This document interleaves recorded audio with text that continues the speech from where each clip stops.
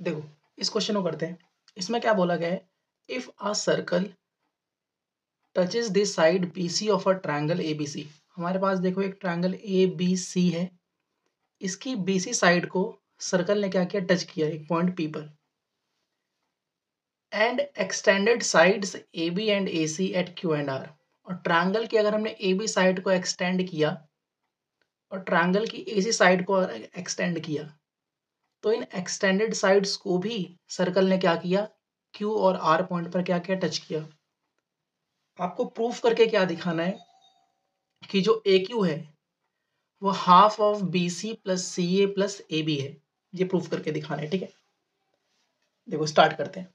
सबसे पहले आपको पता है कि अगर आपके पास एक सर्कल है, सर्कल के किसी भी एक्सटर्नल पॉइंट से अगर आप टेंजेंट खींचते हो, दो टेंजेंट सर्कल पर, तो उन दोनों टेंजेंट्स की लेंथ क्या होती है, बराबर होती है। ये आपने सर्कल्स में पढ़ रखा है।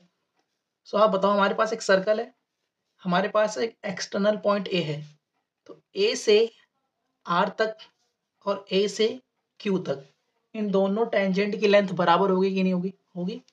तो हम लिख सकते हैं कि जो AQ है और जो AR है, सॉरी, जो AQ है और जो AR है, इनकी लेंथ बराबर होगी कि नहीं होगी।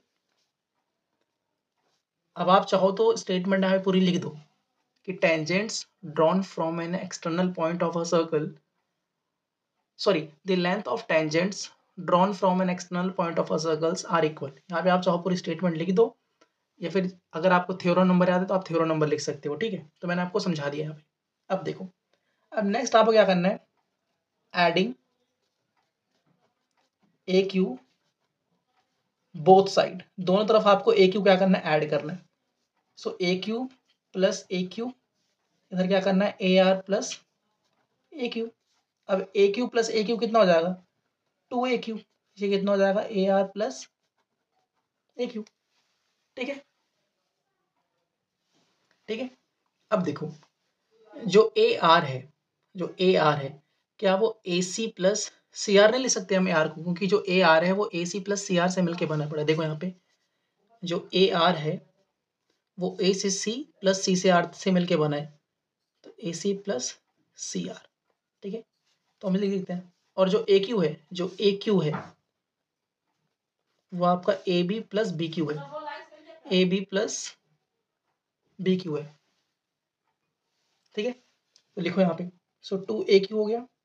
AR का मतलब क्या हुआ, AC प्लस CR, और AQ का मतलब क्या हुआ, AB प्लस BQ।